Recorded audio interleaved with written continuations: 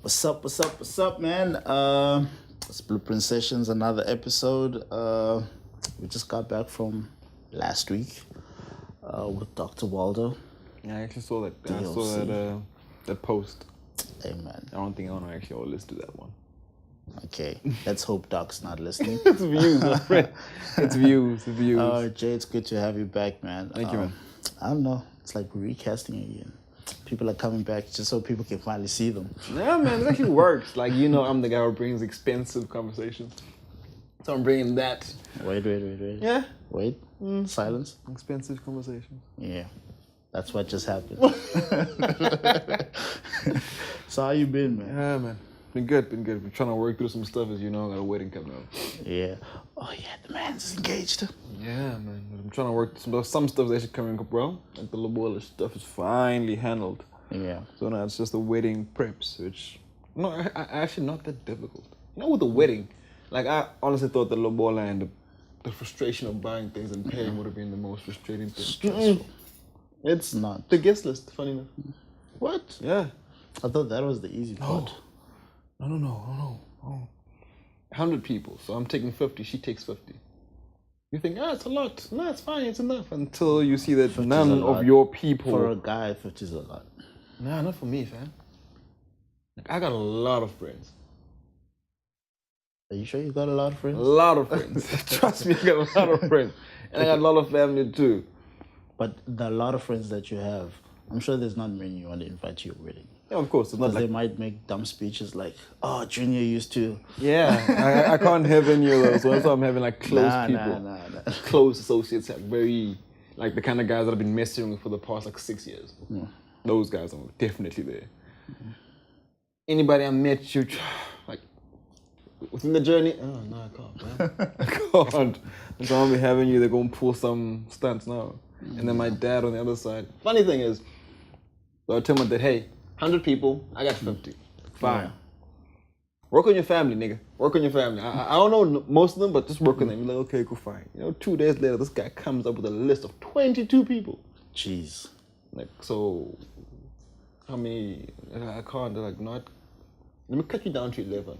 After 11, I put down my list, I was like, nah, I cut it down to 8. And the thing about it's actually like blood, family, and I don't know them, so I can't really expect these people to be at my wedding. Is that including your father and sister? No. Very definitely in there. I told them, listen, just call maybe your brothers and your sister and obviously your mom. Because, like, my grandma only met my grandma once, which is like 3 years ago. Jeez. I was, 24? Sounds like you. Yeah, 24. Remember my grand for the first time. And then, he's got 3 brothers and his sister, half sister. Yeah. It's fine, you can call those. The closest you are, it's like, okay, cool. But then it looks like it's only bringing 5, which is like, it's more space for my people. Jeez, bro.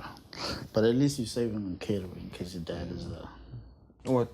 I'm not That's saving the on chef. catering.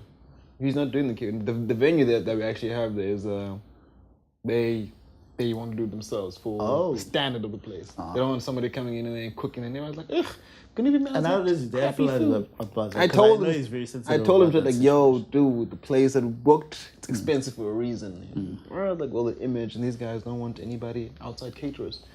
You know, it's like, oh, I was like, well, Not anybody. No, look, no. Another thing, I told him straight forward, I don't want you doing anything. I mean, like, this is my wedding. Yeah. My Aquana's family needs to see you as a respectable man. They can't sing this nigga in the kitchen, out here cooking, Sweating. and then the son is out there standing waiting for his groom. This nigga's busy.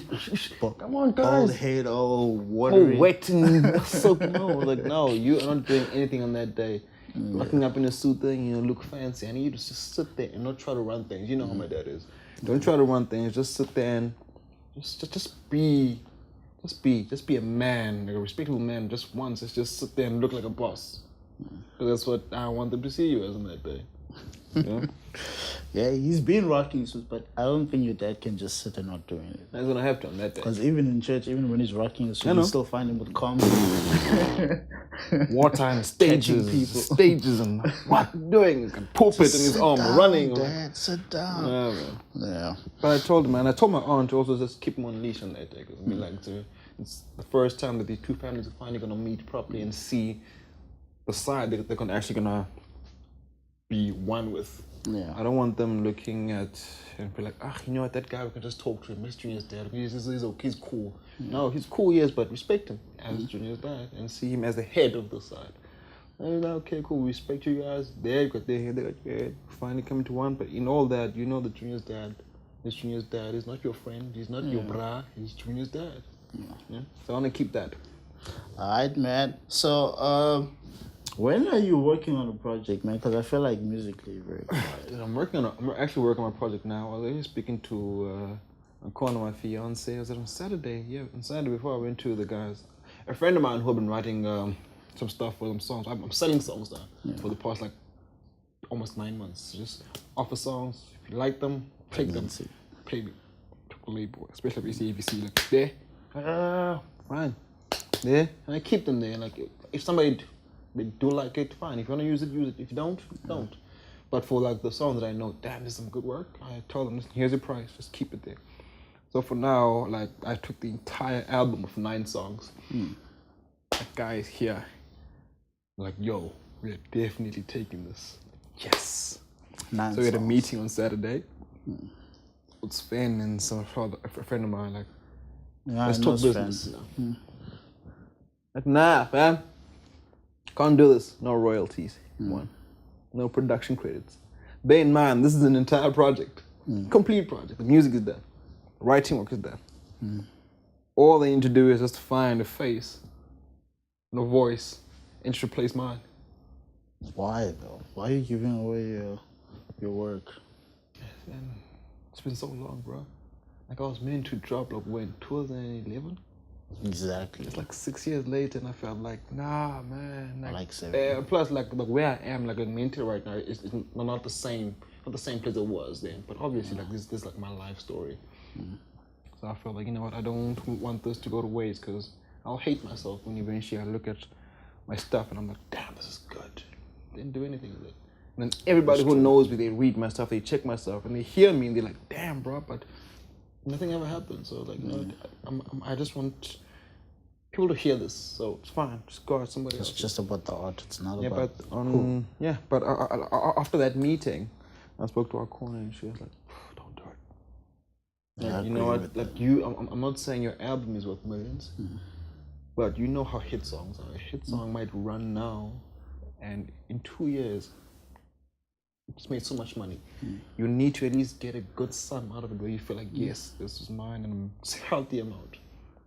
And these guys are only offering you a 40K for your album with no royalties and production credits. He's like, no, don't do that. I was like, okay, go find your thing. You know what?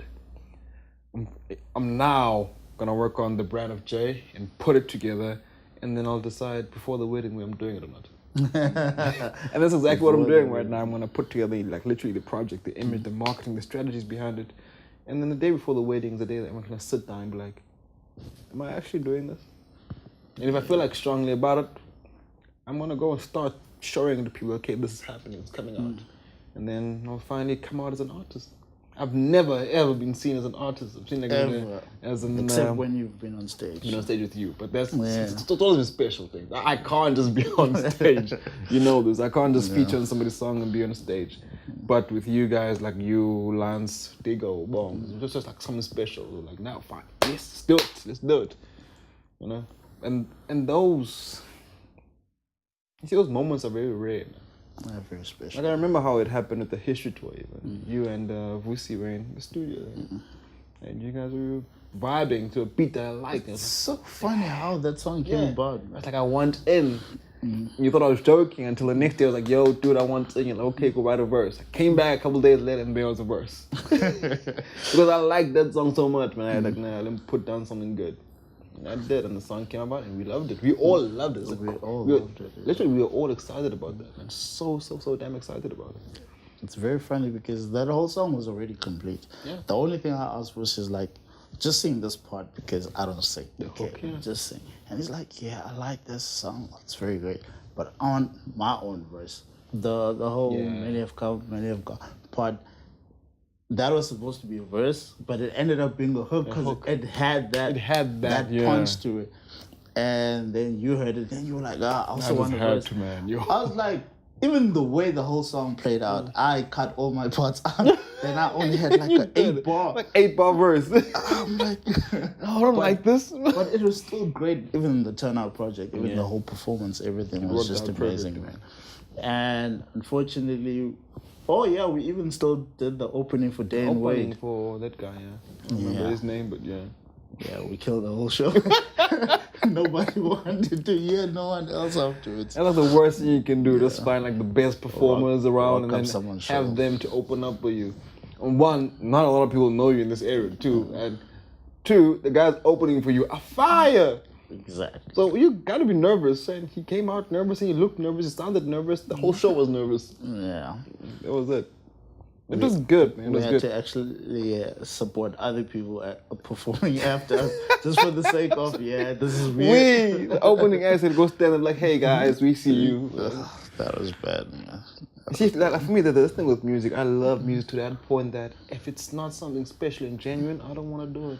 Exactly. I cannot waste my pen. I cannot waste my mind on, hey man, I got a nice beat here, got this nice flow and it's fine, let's do it. Oh, bro, to me, it needs to catch me. And very few songs catch me. Very few songs catch me, and very few producers I'm willing to ever work with. I need somebody who understands that music is more than just sound. Like, it's emotions, it's psychological. And I've got a few guys, like Sven. Sven is amazing. Yeah. Towers is one of the few producers people undermine. Towers understands that this music thing is psychological. Even in composing his beats, he understands it. The frequency you need to hit to catch a certain emotion. Whether it's sad, he knows what to hit. He knows happy, he knows a dark song. He just knows it. And plus, sound will, like, that guy Towers will create a sound for you. He's not the kind of producer, I'll make a beat for you and give it to you, you're gonna sound good, I get the credit. This guy will literally design your entire sound. Now I work with those kind of guys. That's the kind of guys that like inspire me. Like, shucks, I think I really should put up my project. But I think you should, man. I think you should. I believe so too. Funny thing is, my fiance's been going on about your music, and I'm like, that's good. I'm an engineer. Your wife is actually gonna be on your case. I'm actually an engineer right now, and I'm okay with finally one day growing big and having an office where I run somebody else's career. And her thing is like, man, you're gonna be depressed if you don't. Yeah. Like, damn, woman.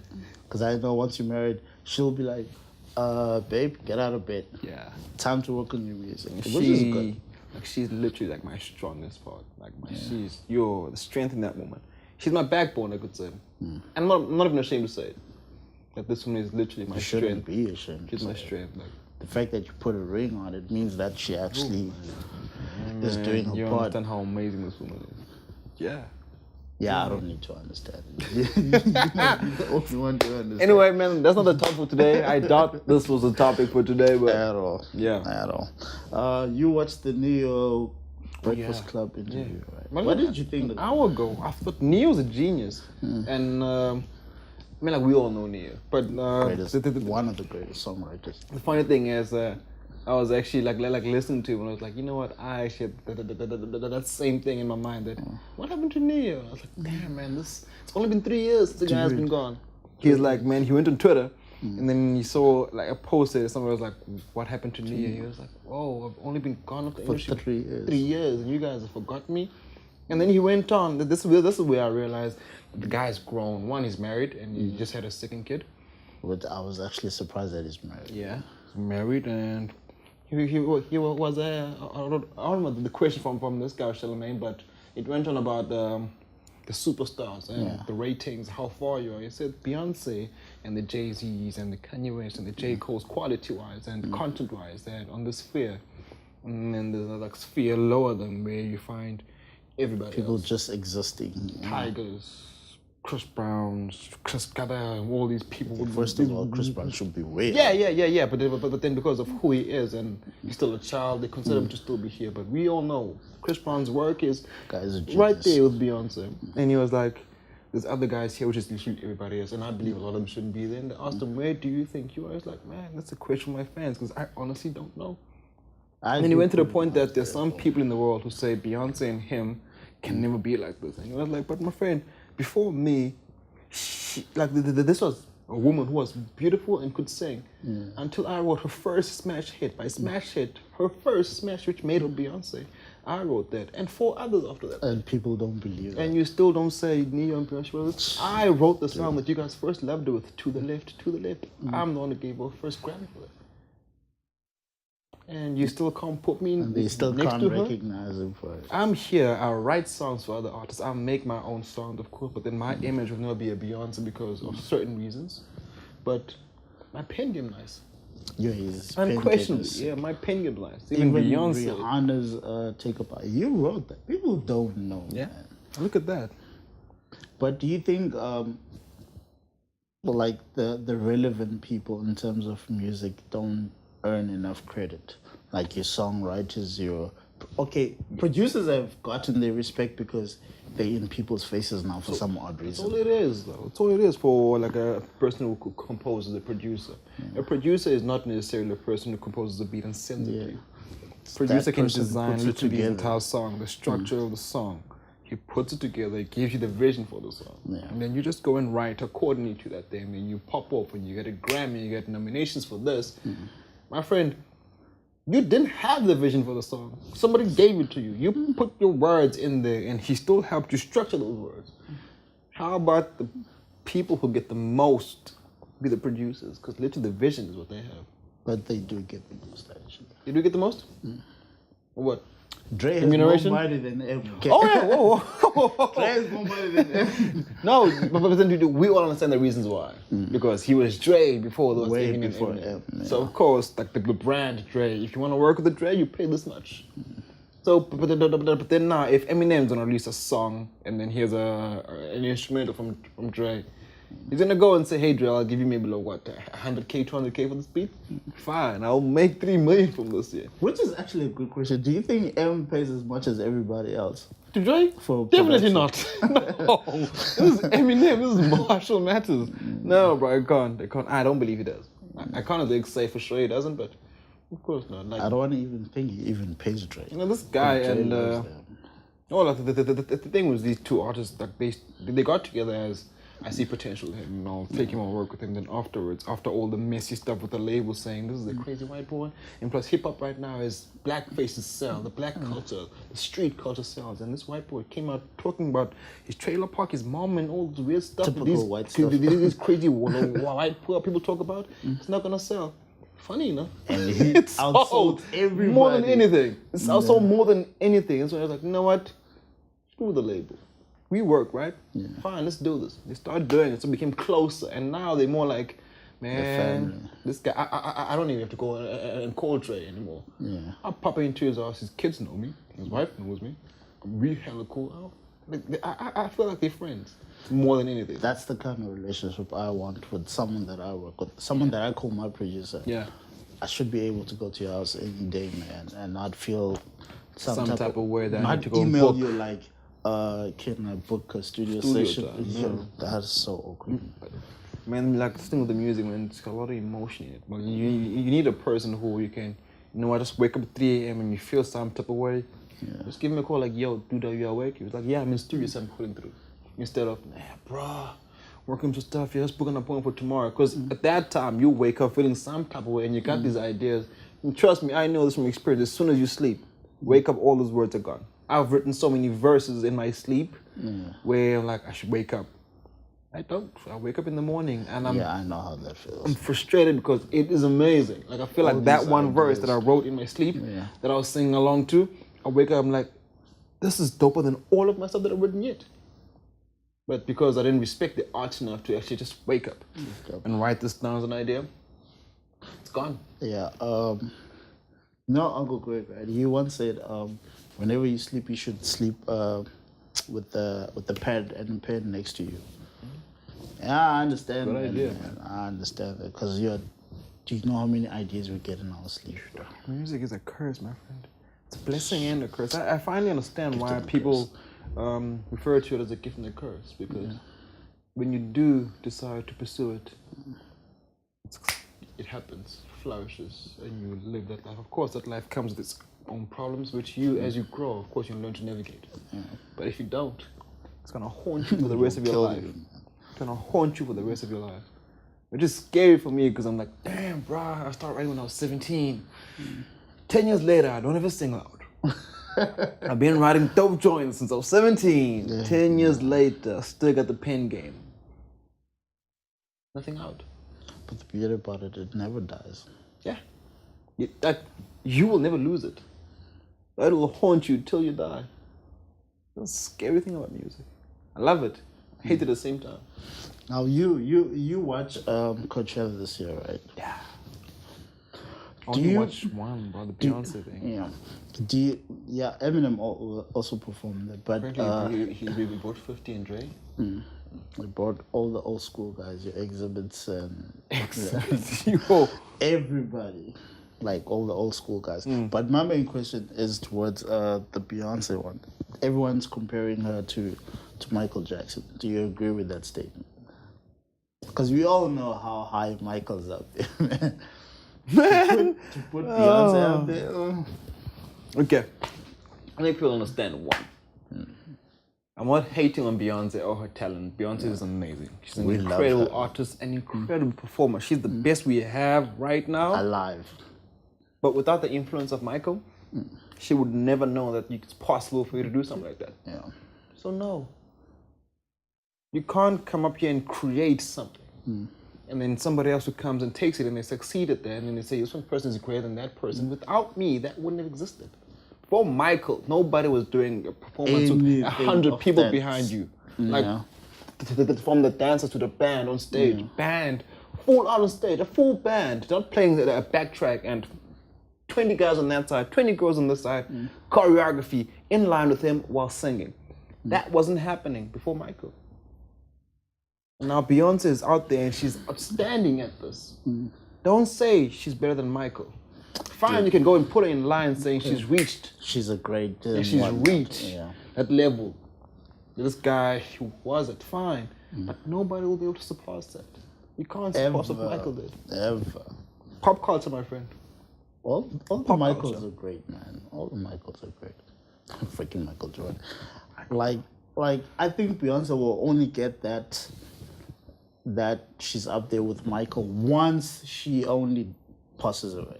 Because I think while she's alive, it's a terrible argument. It will never happen. Like, this woman is amazing, especially for for women, because bear in mind, Michael Jackson had a sister who could dance better than he could. But she never got that. No, like I feel like she never even she went out and tried to be that. I think after like she saw her brother, she was like, I don't really want that kind of trouble. Yeah. Like, because I know there are like some forces who run the entertainment industry. After you reach a certain, like, so like, no, I'll play here. I'm content with this. I don't need money. I got family that I'm happy with. I'm married. I love performing. Let me carry on doing this, enjoying it. And that's what she did. And now she's more like, I'm acting, I'm writing a book. Eventually I'll stop. She'll stop at her own time, which I feel like now is like it's perfect time for her to stop. Yeah. Like, I think once she started acting, she should have stopped doing music. I've sold records more than a lot of these artists that are out here. I don't need to prove myself to anybody. I'm Janet Jackson. I'll stop now and they'll start talking about me and trying to have interviews and some documentaries about me. It's fine. I don't need to go and compete with anybody. Exactly. Which is why I still disagree with R. Kelly still wanting to do music right now. Like, dude, you're ruining your own legacy. Because that guy is great, but what he's doing now, especially with all these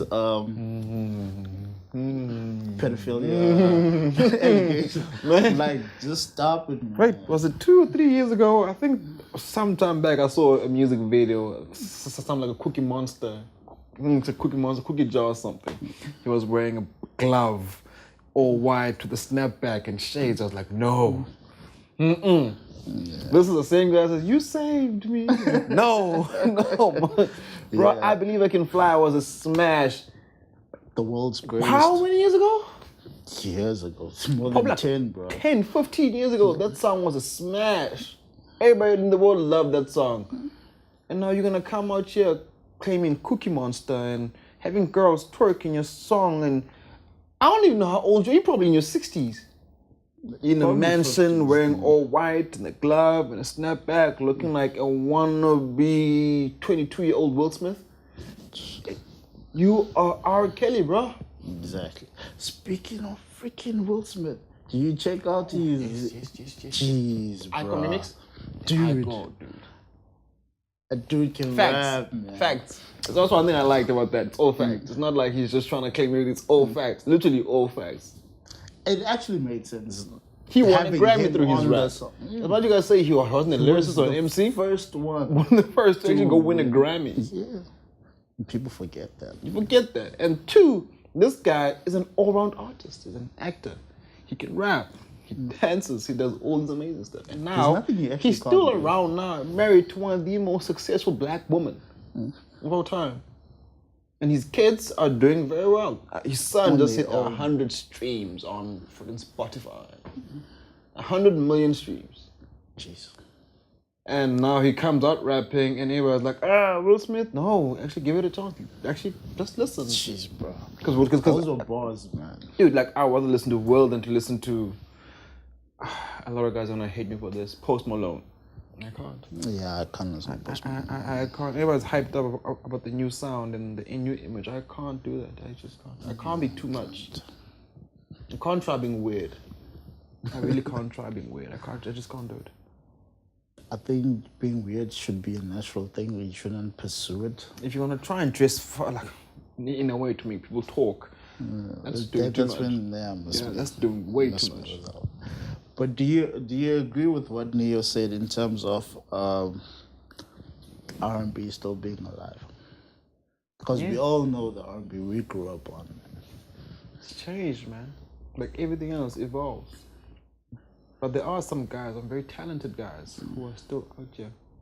Eric Bellinger is one of the R&B guys who are still trying to do R&B, but still with the swag wise. Because he's like a young oak. He's had some songs for Ashley, also for Chris. He's talented, but R&B, it's not the same now. Yeah. It can't, because everything is just hip hop. Yeah, because they cross. Their biggest issue is because they work too much with hip hop. Yeah. Now to the point that people don't even know the difference between the two. Asha, who sings amazingly, he's been featured on so many rap songs. You got R&B singers doing rap. And then you got rappers doing R&B. Drake. Yeah. Drake is how can I put this? I don't want to go and hate on Drake, but I need people to understand that. Drake is how can I put this? He's the oil in hip hop. Hip hop was this pure, beautiful, healthy thing, and this guy just came and just a drop. And I'm not saying he literally killed everything. He didn't kill everything. He just changed it a lot, and it became cool. So because he appealed to the ladies, which hip hop was more like the guys, because ladies didn't understand. And he took this thing and he made it appeal to ladies, and then he appealed to people outside of hip hop, and it went on, and now it's there. We have some artist named 6ix9ine trying to do this thing where everybody knows there's no place for it in hip hop, because some kid from Canada decided he's gonna be a hip hop artist who also loves R&B and loves singing, loves this other weird, that's the weird stuff, and this is him. It's naturally him. I'm not gonna hate on that. That is Drake. It's all in him. He just went out there in the industry and became him. But in being him, he brought all this other stuff with it, of which now it's influencing our hip hop and our beautiful musical culture. You find people who know nothing about music, don't have a musical bone in your body, but here you are making money off music. Who do you think opened the gateway to, I don't want to say ruin, because it's not ruin, but it is pretty much contaminated? A long time ago, we had a guy by the name of Lil Jon. I actually forgot about it. But everybody loves Lil Jon. Wait. Reason why I said everyone's gonna hate and say, no, Jay, you're wrong. Fine, I accept that. Who do all these new kids sound like? I'll wait. I don't want to say they sound like Lil Jon, because Lil Jon's unique, man. Guys, he screams a lot. He made noises and screamed a lot. Now the 6ix9ine who does what? I don't know. Yells a lot. There's all these kids. Who's this kid? Lil Pump. He's got some nice sound, but he's also on the same tip. I don't like Lil Pump. And then there was Lil Wayne. See, Weezy was hip hop, straight up rap. From the top of my head, I could rap. But he did a lot of weird stuff. See, I can go and write, but he went to the lean. skateboard look. And all these things, you try to take like the rock into hip hop and then into this, and then all these other guys, they followed them. People who couldn't rap, they tried to do this and they mumbled. And then the Futures came in, and then it became a mess. Future came in, Designer came in. He doesn't even speak any language. I don't believe like Designer speaks any language, but it was more like him. And then guess what? They saw that thing sold. Designer was Panda, made ample millions. Yeah, it was the number one song, man. People don't know the lyrics to that song, but you turn up to that thing in the club. So guess what? So those kids are gonna see potential in that, and they're gonna go and jump in it, and then create what they see. And well, the kids their age, they like it because it's more like Future, more like Designer, more like Lil Pump, more like so and so. And guess what? It sells. The kids. Another thing you understand, hip hop is a young man's game. Don't think we 27-year-olds are gonna control the game all our life. No. You're gonna have like, for example, your brother.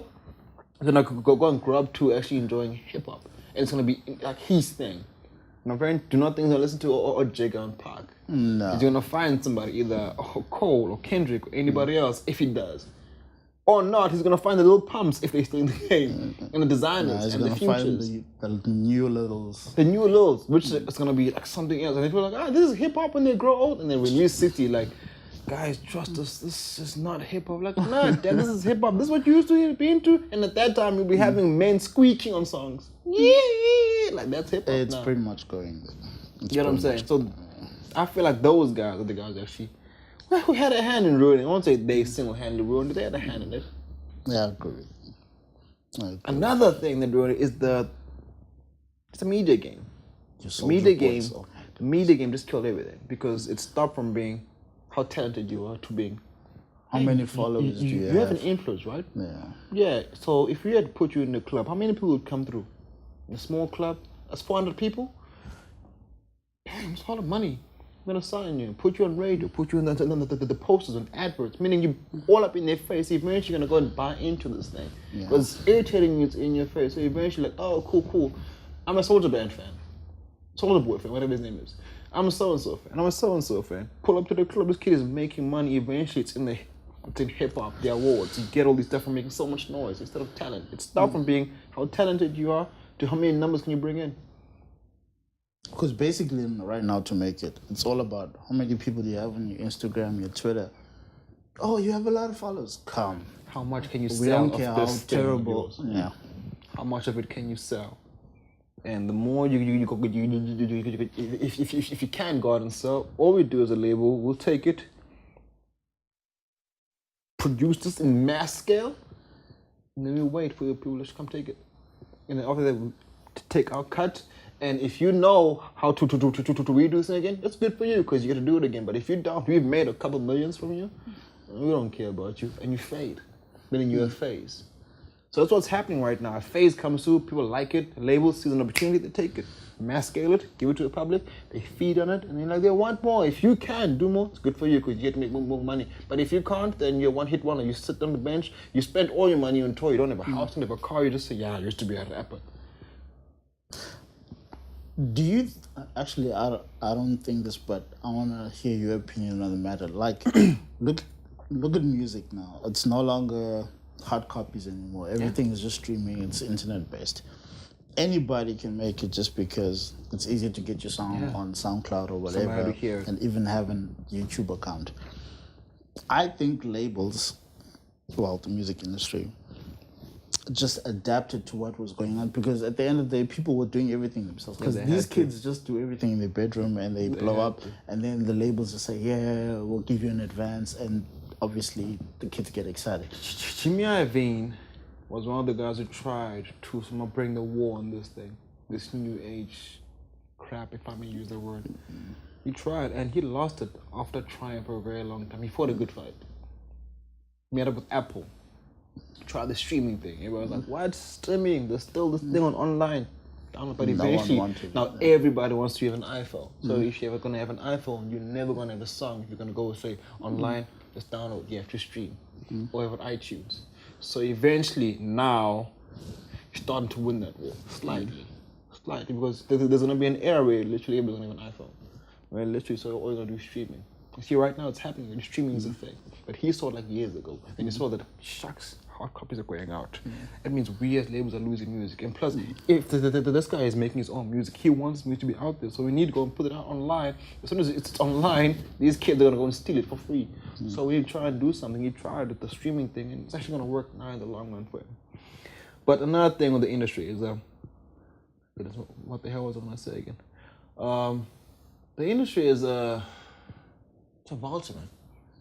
Vulture. It's a vulture. If you are here and you're running with this now, let's jump on the bandwagon. Let's run with you and make as much as we can. Leech off you.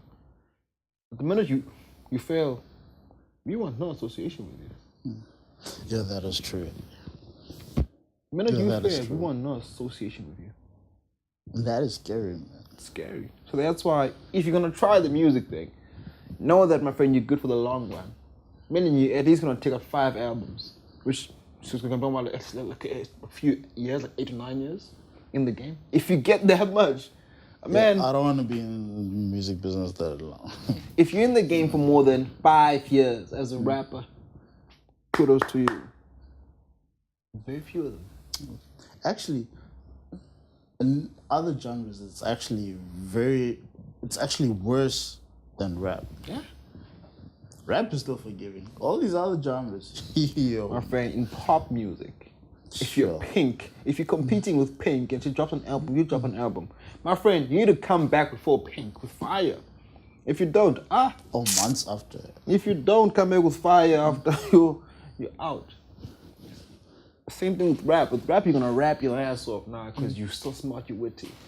But guess what? The one thing about rap is we write these things down, we rap, we influence these kids. These kids, they take from my style, from so-and-so, from so-and-so. They create something even more smarter than I am, like way better flows. So what I need to do now is to release this thing here now and shy away from music altogether. Because these kids are influenced by me. They're gonna go and produce their own music, which is an influence of me and so-and-so. So people are gonna, oh, shucks, that's a song. I'm gonna run to it. So in order for me as an artist to grow, I need to stop listening to music altogether. Because that's what happens to everybody, the influence. We all get influenced by our favorite artists that people listen to.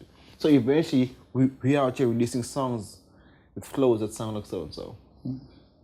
Writing that sounds like so-and-so. An instrumental that sounds like so-and-so's production. So stop listening to music. I believe if you want to last in the rap game, pay no mind to the music game. Do your music. Yes, have pride in it. As soon as you release it, turn your back and try something else. Let's write more music. Write more music, sit in studio. Radio will ruin your music career. YouTube will ruin your music career. Release your music. Why are you gonna go and listen to somebody else who's competing? You gotta like it first before anybody else. Exactly. So why are you gonna go and listen to the guy you're competing with? Exactly. So you're gonna find a new flow that, oh damn, it's a nice flow. Meaning it's in you already. So now when you're writing, you have no idea that you're writing according to that guy's influence. So all you're doing is you copycat, basically. Copycat because influence. But if you stop listening to music completely, you do not know what's new, what's fresh. You bring up a fresh you because all I've been doing for 3 months is sitting in the studio, writing songs with new beats. I haven't heard what's out on radio, so of course, if I'm bringing anything out, it's fresh for everybody. Because everybody's used to, or this flow, or this beat, or trap music, blah. If I'm simply in the studio with musicians, and there's none of us who are out here listening to radio or whatever music, we're simply working on composing and creating music, what we are bringing out is going to be completely fresh. No influence. No ID is a guy who sits in studio and simply makes beats constantly. And he sends them out. He doesn't care about the music industry. Which is actually smart. I don't care about the music industry.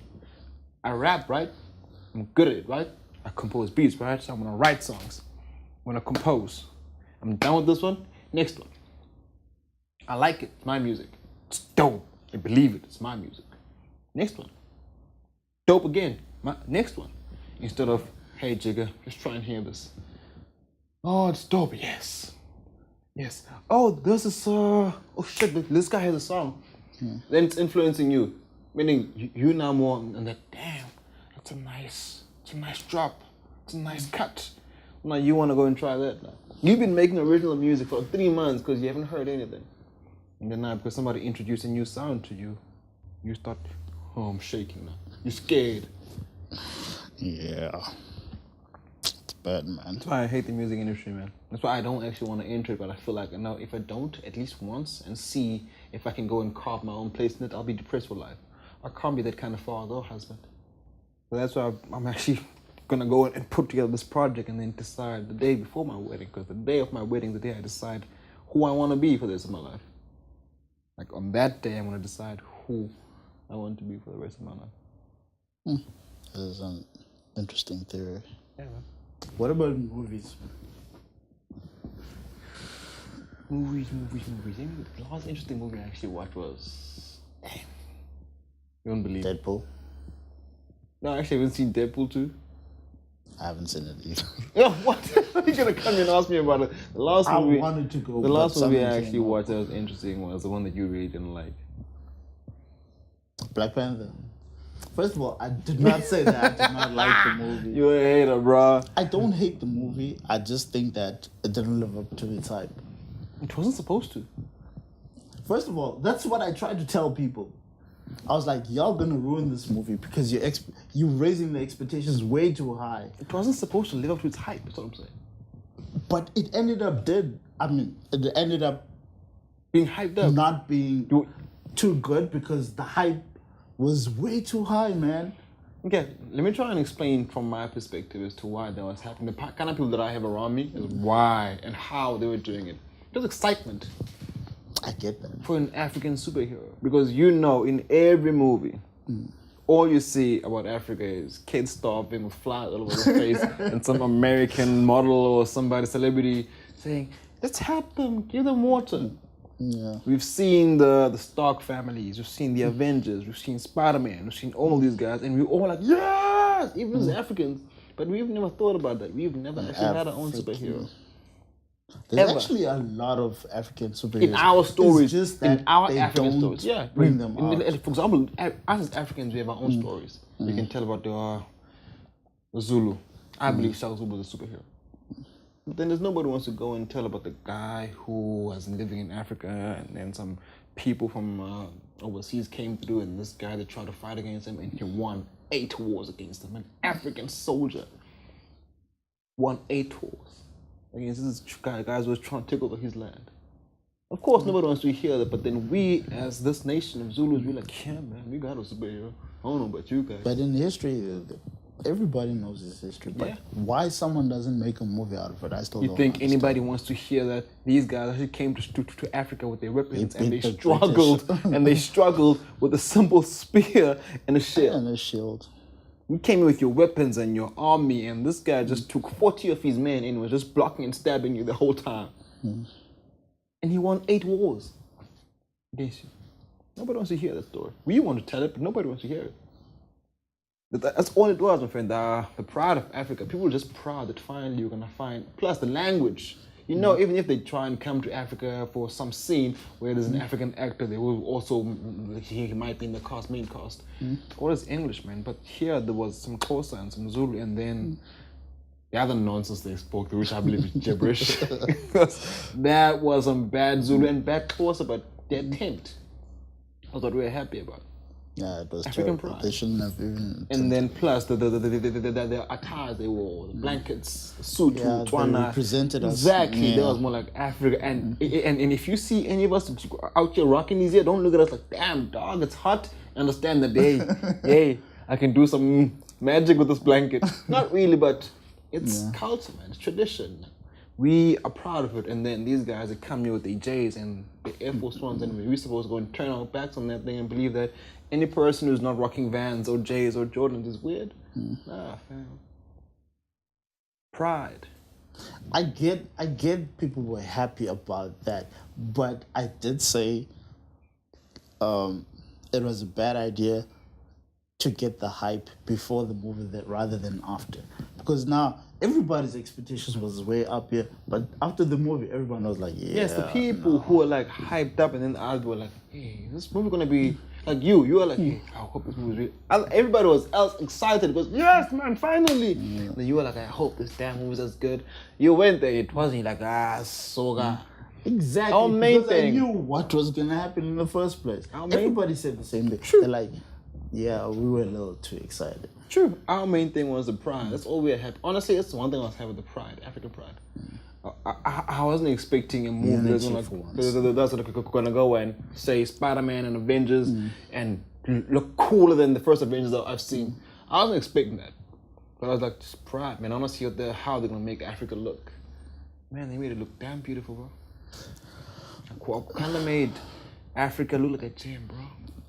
The issue is they didn't spend enough time in Wakanda. Yeah, they did it. That was the main issue. Of course, it was Japan, it was America, it was New York, it was London, and then back to Wakanda. They should have made it specifically in Wakanda. Yeah, but how much can you do in Africa? Especially in lot. Wakanda. No, especially in Wakanda, but it's one country. But the issue is they didn't show enough of Wakanda. Because they only showed pretty much the same scenes. Why? Because the initial thing of Wakanda is we're trying to hide this from the world. We are trying to hide this nation from the world. Because if you're going to go and fly over us, you see a bush. You're like, nah, this is not a country, let's leave. That's what we want to keep that and preserve that. Because if they do, then they find out our vibranium and the way we live, and they look at us like, what is happening here? Then they try and come and bring their own ideas and steal the technology, and then all of a sudden, America has discovered this, when you got that from an African country, my friend. You know what I'm saying? There's one thing if you understand, of one, Tanzania. Can you believe it or not, that 1 + 1 = 2 came from there? Really? Like mathematics. The first school was in Africa, mathematics school, with geniuses. It was in school. We'll never read that in history. Then came, you see all the stuff, so these people came here and take all these things and then they made them look like, yes, Japanese, Chinese created a zero. We made the numbers, Roman numerals became numbers, and then here's your mathematics. No, my friend, you come to Africa. You see structures that even now, there's people who can't go and make them stand. These ancient stuff, structures in Zimbabwe, there's a wall in Zimbabwe. Stones alone, there's no mud. There's no cement. It's indestructible, bro. It's just stones put together. They can't figure out how they put that together. You know what I'm saying? So it's sort of like the one thing. We try and preserve this Wakanda thing so that it's not going to happen again, because it's happened literally all over Africa. So it's not going to happen to us. So they hid that, and of course, these Americans did come and try and steal this thing, and they flew back to where? To London in America. So we need to go where? To London, America, to get our stuff, and as soon as we're there, we start fighting for it. So understandably, so of course you're going to see Wakanda, but less scenes of Wakanda than you are going to see of America, Japan, and London. But then in the end of the movie, they said they're going to take Wakanda to the world to try and aid people. Do you think that was a smart thing for them to do? For the movie to sell, yeah. Because look at the idea behind the villain, because he's not really a villain. Yeah. He said Wakanda is an African country which has the best resources in the world. Now, there's a lot of African people living suffering all over the world, yeah. Ghettos. Over 1 billion of black people. Why isn't Wakanda doing anything about it? Why did they leave? Why did you leave your country? Of course, slavery came and made that stuff happen, but after all of that, you can go back, can't you? Yeah, but then why saying to the world rather than saying, let's help our people first? Because to me, that was mind-boggling. See, another thing with Wakanda, the one thing that they don't want is to fight and kill people. Because they understand now that, okay, listen, let's look at this. The world is as it is now, democracy. In each and every country, almost in every country. So there's blacks living in America, free. In Russia, free. In London, Africa. We want to go and help those people to survive properly. Meaning we're going to go and say, hey, king or queen of the UK, put a black person there. No, we can't do that. We can't do it, because then in order for that to happen, there has to be bloodshed. No, you're missing my point. What I meant was, first of all, Wakanda is a fictional place. Let's not speak. Yeah. No, it's the idea. It's the idea. But I'm just speaking in the idea of the movie. Why didn't they take the suffering people and actually take them to Wakanda? Yeah, it's another perspective. Because that's what they could have done. I think that would have gotten a better response. Influence, though. Nothing, because one, you're gonna go and take a person out of slavery, come bring them to a free nation where this is this. A person is gonna rock up here with their own mental ways of thinking and ideas, ideologies, and then guess what? There's people being influenced now in like a way that we are not used to. A person rocks up there is negative because I don't have this here and he has, I'll steal from him. I believe in Wakanda there's no theft because we all have. Now you're gonna rock up here and you can work and have this here, but you just don't want to because you know you can take it because where you come from is okay to steal. Plus really okay, but you can steal. So you want to come and bring that here? But that's what this is probably would have been for the difficult next if you movie. think about it. It's very difficult to try and go save everybody around the world, especially for a place like Wakanda. It's very difficult to have this conversation and say why and how and so on. It's very difficult if you think about it, bro, because there's so many pros and cons for each point. From your perspective and from mine. Because one, who's this guy, the villain? Killmonger. He's actually like one of us. We all have a Killmonger in us. Yeah. But you know what? These crackers try all this. And we also have that, man, we don't need that anymore. No, we can all live peacefully in this damn country. Like for me, this whole thing with land, I understand like where we come from, our people, ANC. I understand where the farmers come from. This is land that I grew up on. Fine, I'm not the one who came and took it. But of course, we've worked this land to the point where it's worth millions and millions. And we have some factories standing here. My friend, if you're gonna come and want to take my land, consider how much my factory makes a year. Exactly. And then plus that, how much my land costs now for you to go buy that and buy it for me. Fine, the guys from ANC saying, okay, we're considering that. So here's the money. The guy's like, take the money. Okay, what do I do with this money now? The jacks to do with us. We want the land, we're gonna reimburse you for it. And then they think, no, because then I'm gonna out here try and say, here's my land, then I have to go find a place to rent all my life. No, and then another thing for our people are like, yay, give the land. When they're giving you money, we want to be on that farm. Understandably so, people are angry because they're hungry, they're starving. Why? Because they don't have land anymore. Before anybody came to this country and did all that happened, everybody had a piece that they called their own. Whether it was flourishing or not, it was your own. It was flourishing. You know? And now I'm more like, hey, I'm living on the street. I'm around of a job because you guys rocked up with the idea that we have to work and have careers. Well, now I'm out here now because you killed my great-granddad, and my grandfather struggled, and my dad struggled because my granddad died on a young age. And now I'm out here and shooting as a bum. My friend, these guys want to give me land and train me how to be a farmer and finally just grow and be something and teach my kids. And finally he'll grow to be like a human, a well-off human. But then you standing in my way. So damn, dog.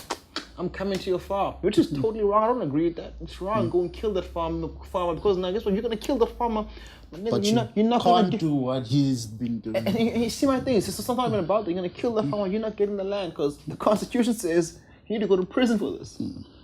So you're gonna go kill that farmer, you with your hands, and you think your kid's gonna because you killed him and that land was supposed to be yours. You're gonna give it to your kid? No, the next person gets in line for it. Meaning your kid still suffers. So my thing was, you know what? This is not our land in the first place. We will all just put you to rent for lifetimes. When your lifetime, when your span is off, you leave. Why can't we all just rent freely? Let's all just rent in this land freely. I mean, like you have a farm. This is 200 acres, my friend. Jeez. You can put freaking 8,000 people to live in houses of their own in that space. You don't want to sell it. You have your farm there and probably now like 400 acres free. Dog, what are you doing with that? You're farming here. 400 acres is free. All we're saying is that, bro, we're not going to come and invade your piece of land where you're farming and living. We're going to give you money for this because we understand that you have the title deed for this. Just put 200 people here. And it's not going to be squatters. We want to build them houses. Just be okay with that. You're like, no, it's my land. And then those people who are waiting for their houses here, they get turned out because this nigga right here now is holding us back from having houses and actually living. So we all gonna collect each other off and go kill this nigga. Not knowing that that's very ignorant of us because after we kill the nigga, his kids take over that and they're like, you know what? No, we're still not doing this. Now, the offer's off the table. Meaning you have to go look elsewhere for land. And then these murders keep happening because nobody wants to sell because of how the other one is acting. Yeah, I think the whole approach was wrong. Yeah. I think there was a lot of rah-rah rather than like, you know what, let's sit down, let's have a discussion. We have this situation in our country.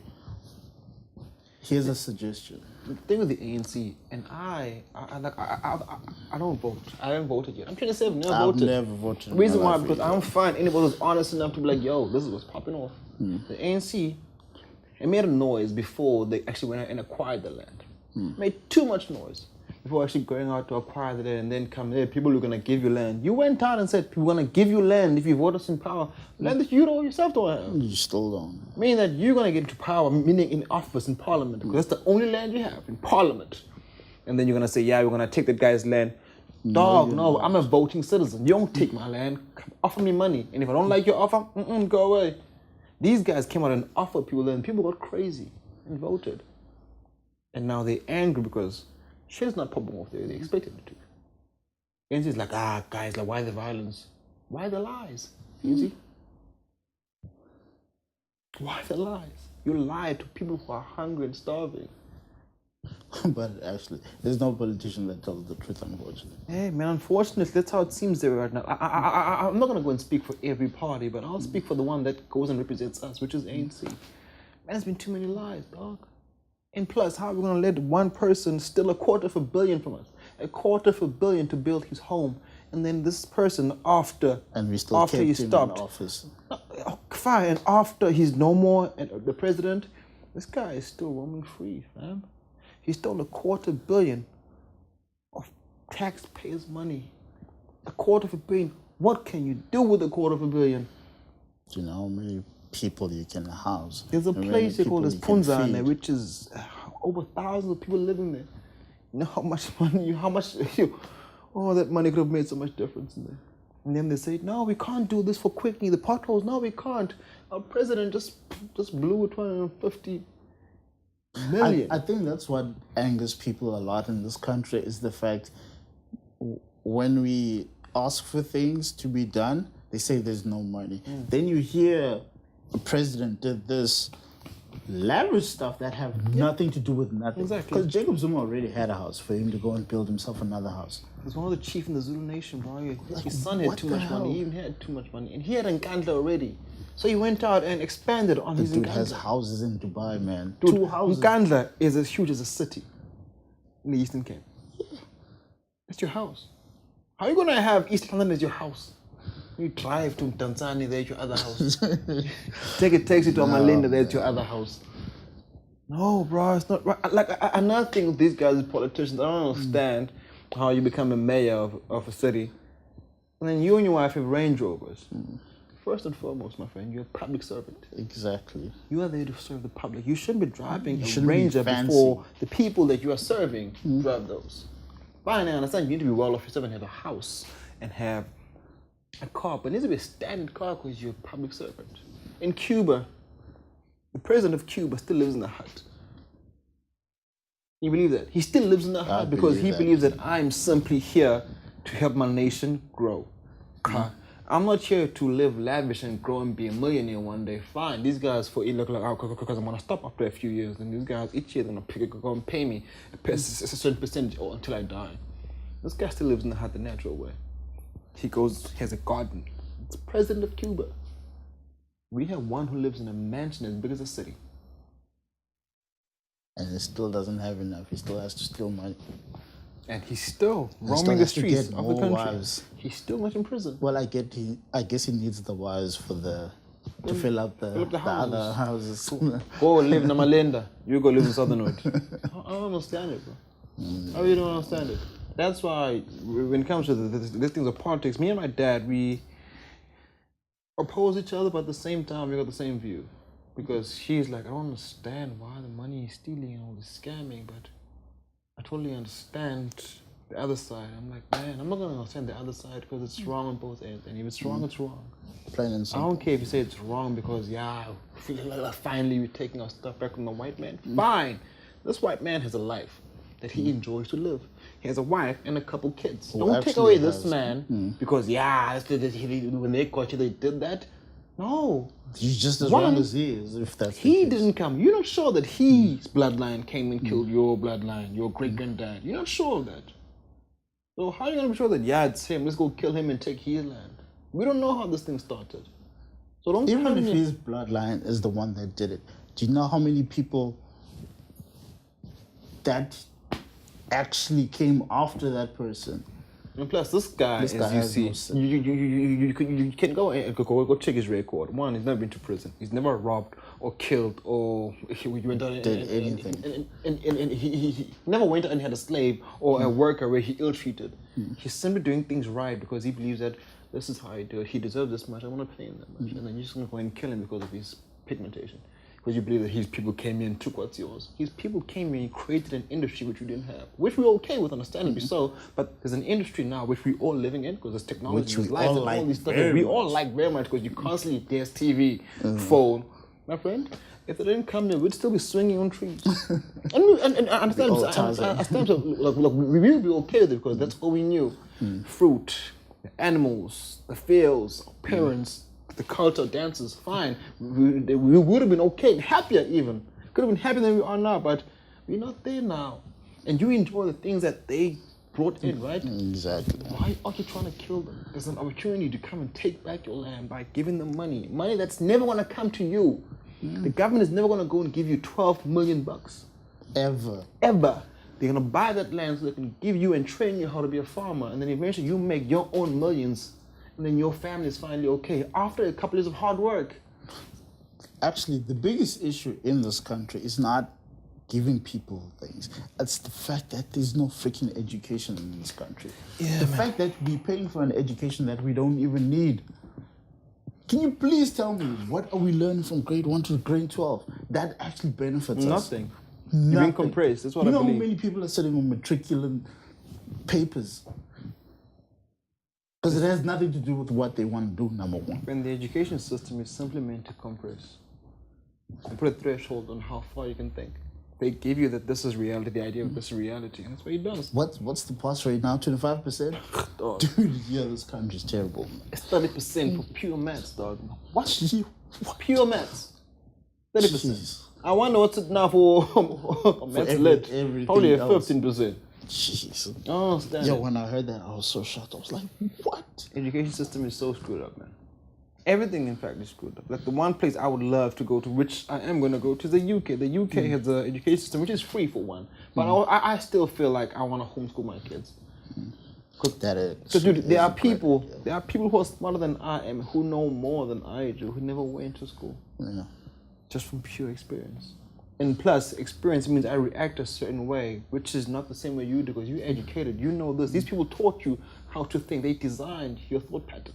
And that's what you follow. You react a certain way because guess what? That's what happens when this happens and you receive it. This is how you're going to think. This is how you're going to react. These guys never went to school and they experience all these things that we experience at the same time. And they become more successful than us. And we don't ever go and wonder why. This guy was broke. He never went to school. I went to UCT. I went to blah, blah, blah, and I graded summa cum laude in this thing. But this guy, who I would have expected to be a bum, is more successful than me. Because his thinking was never compressed. Exactly. Jonathan Shuttles would say this. He was like, why are pastors surprised that their children grow up to hate the church? You take them to public schools. The public schools are teaching them to hate the church.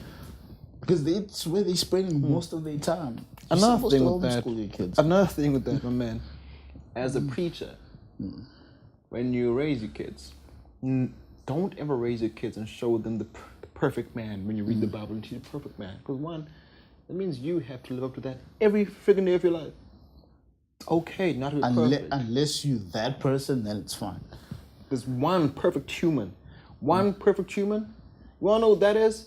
That is you being imperfect. That's human is imperfect. You're supposed to be imperfect as a human. But so you're going to go and teach your kids about a perfect human and blah, blah, this year, make your kid sees the opposite. Of course, they're going to hate you because they believe that you're lying to everybody when you're standing on that podium.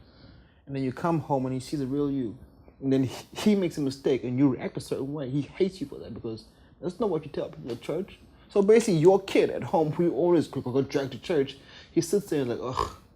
So Pop's about to lie again. Don't teach your kids about Jesus was a pure man Fine, the idea of Jesus was a pure man. But for one, you need to understand first, did ever a man named Jesus exist? Whoa. Okay. So I'll talk for another day. We're going off topic now. No. Topic for another day. But anyway, yeah, like that's my point, that you're not living up to be the person that you're teaching your kids about and everybody else, and saying you could be this person, you could prosper in this way, live your life this way, this is how you treat people. If your child makes a mistake, this is the way to do it. And then your child makes a boo-boo. Like, for one, we kids, we grow. You find your kid who you thought was a smart, young, brilliant kid, you find him smoking in the backyard. You take out the shovel, like, what the hell are you doing, crazy kid? Kid like, what the hell, bro? This ain't what you've been teaching people all these years that I've been alive. So then you're gonna come and hit me with a shovel? When you say spare the rod, this is not the rod, nigga. You almost killed me with the shovel here. You're gonna grow up hating because all you did is give him an idea. Let's paint this beautiful picture. And he has the idea of the picture, but you'll never see it. How painful must that be? Randy, I'll give you the idea of a perfect world. Your perfect world, like your house, I'll give you the perfect picture with you. You'll fall in love with it. But eventually you have to snap back in and be like, damn, I'll never experience that. Gotta be painful, man. That's how it is. If you're a preacher, show your son that you're imperfect. Show your daughter that you're imperfect. You and mom argue now and again, it's okay. Because one, it's hard now for example, make an example, me having a girl, and we argue a certain way. She's like, you know what, damn, I'm sick of his bull, I'm out. Man, you really want to be, you really think one day you're going to meet somebody who's going to marry you and you're never going to have an argument? How are you going to grow if that doesn't happen? Wish. How are you ever going to grow? How are you going to learn more about yourself and that person if you're never going to argue? So now, all these girls say, he held my hand and said, baby, let's go home. Who does he think is holding? Whoa, woman. I didn't raise my hand at you, I held you. And I'm showing you that I am man in this relationship, and I'm saying it's best we go home. Understand that. By me holding you, I'm showing you it's my strength and I'm the man. Playing a position, let's go. You're like, he put his hands on me, girl. How? Did he smack you? No, he held my shoulders. Damn, who he think he is? Your husband? But then now it goes, I'm divorcing him because you held a woman. Like, dude, I have this line that I learned from Kanye West. He said, I never hit a bee, but I'll shake the shit out of you. Shake the hell out of you. He said, I believe that as a man, it's okay. When she wilds out and throws pots and curses out, just grab and shake a bit. Bring her back into the world, the real world. Santa's like, yo, you are a wife, you're a queen. I'm the king here. You're acting like some child in the street. Relax. Eventually they see, they feel, oh goodness, I can't move my shoulder, my arms. I'm scared. Okay, he's the man. I'll let go. Then now, if you do that nowadays, my friend, this girl will tell you, what? I can get my own. I can get my own. She knows the way to get her own is go and get you arrested and take your shit. Yeah, not very long. Hashtag man the trash. That's her own. No. Don't even go there. Man, like I've had so many debates to a point where I feel like nobody understands the men are trash. Like these ladies are going on, men are trash. Understandably so, men are trash. We men make mistakes. We need to go and make mistakes to learn, one. And two, a lot of us don't know how to treat a woman. We've never been taught that. So we try with you guys and we make our mistakes, but then in making our mistakes, you're considered as trash and you run. You go to a person who hasn't made that mistake. Actually, they go and then to guess another what? person. And then guess what? You were there with the fears that, oh goodness, I hope he's not the same. When he makes that same mistake, where do you want to? Another one who you think hasn't made the mistake. And it keeps on going on. Men are trash. We men, we know that we are trash. And I believe that we men, we need to go out and show that, listen, we know we're trash. We're trying to work it. We're working on it. We're trying to work on us as men. We're trying to go and reach out to our boys like, yo, guy, come on, let's change this. Another thing that will happen. Not a nigga in the club is going to smack his girl for acting out crazy. Are we going to stand there and go knock that nigga? Yes, it's exactly what you're going to do. You're going to go make that nigga angry, knock him, and then the next day he's meeting his girl up again. Guess what he's going to do? He's going to smack the shit out of her again. Instead of dog, let us as men in the club stop everything in the club. If any man raises his hand in the club and smacks a woman, DJ, kill the music. Guy, just close the door there. Let every man walk up to the guy like, yo, dude, it's not how you do it. If we could start with those Having small things. conversations. Like where men in the club will stop and collect themselves and come up to this nigga and grab him, not beat him, grab him, put him in a corner and talk to him.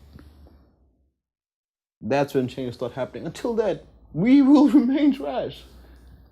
Like, we are all trash. I made some mistakes. I've screwed over women.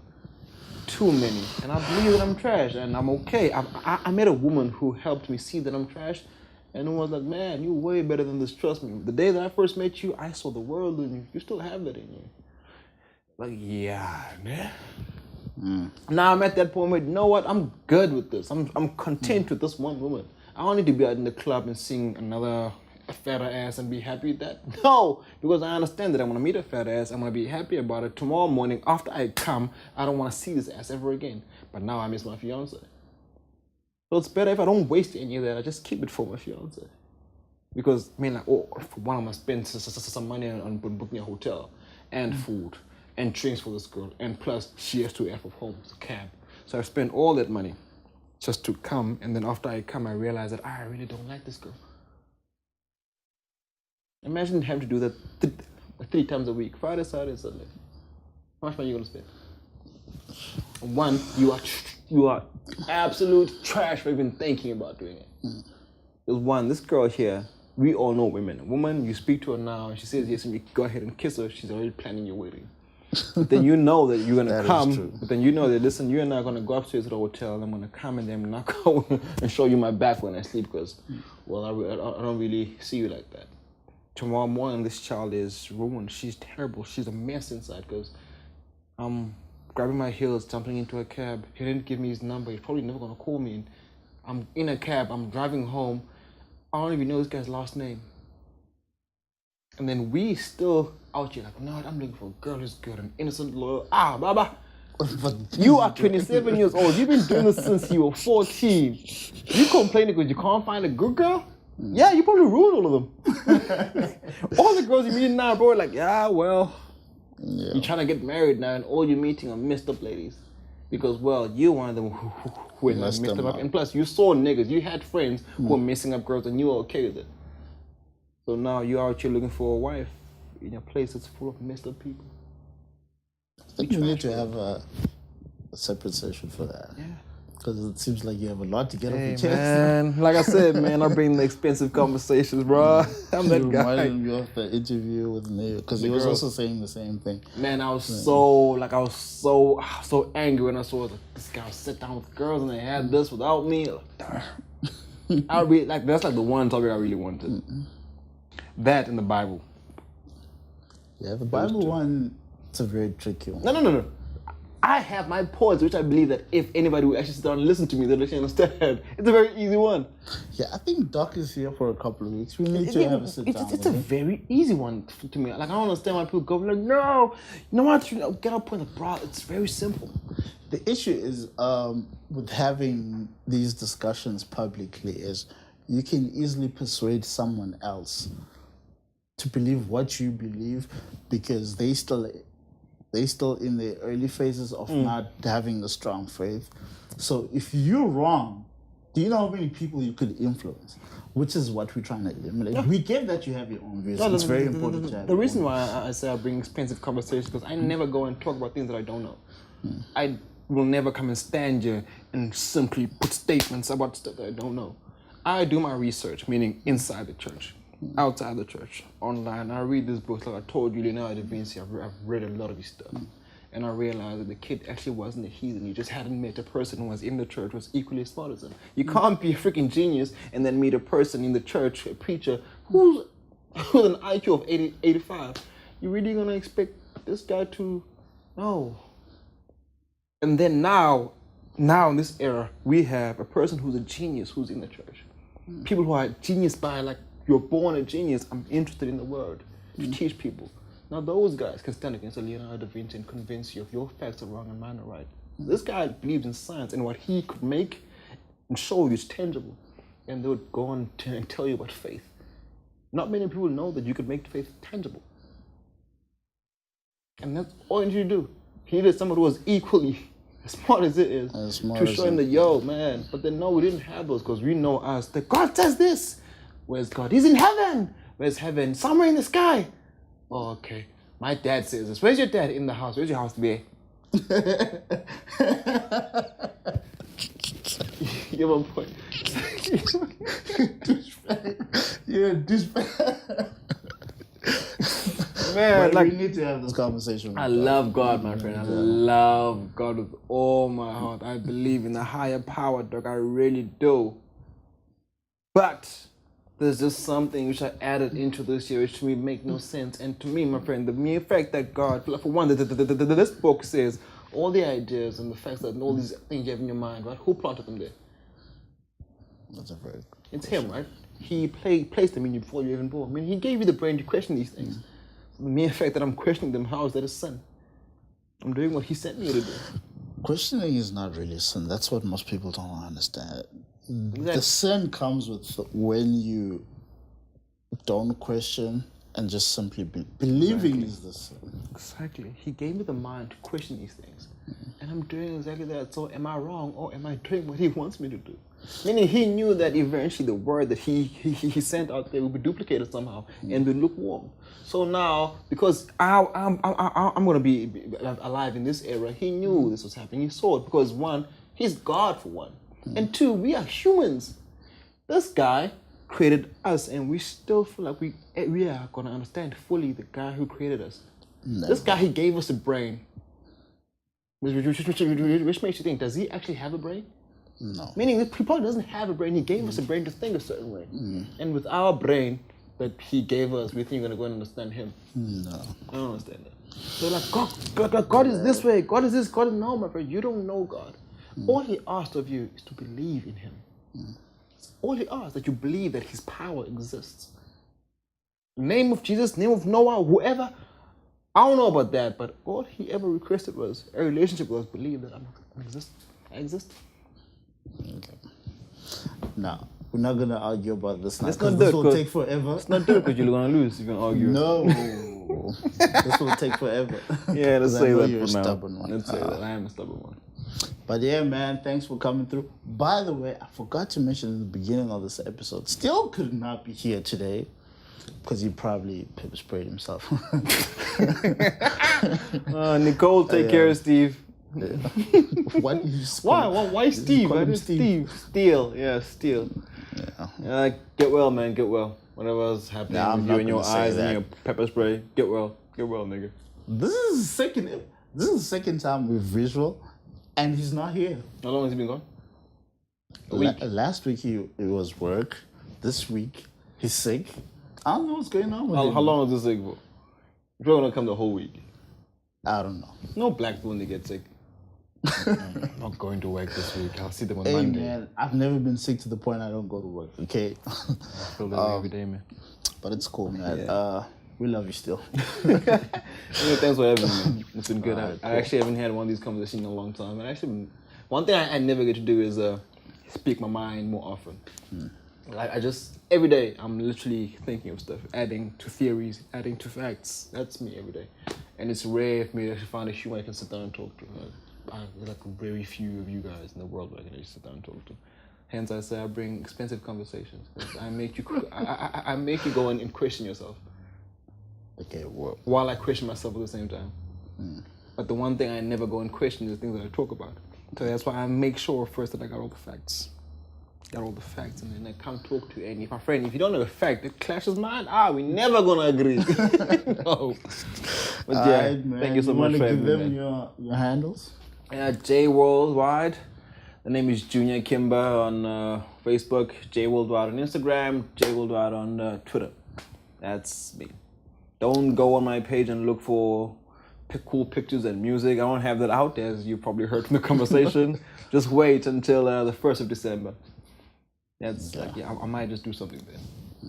Yeah. Alright, I'm L-Zee, Braylon's Finest on all platforms, as you know by now.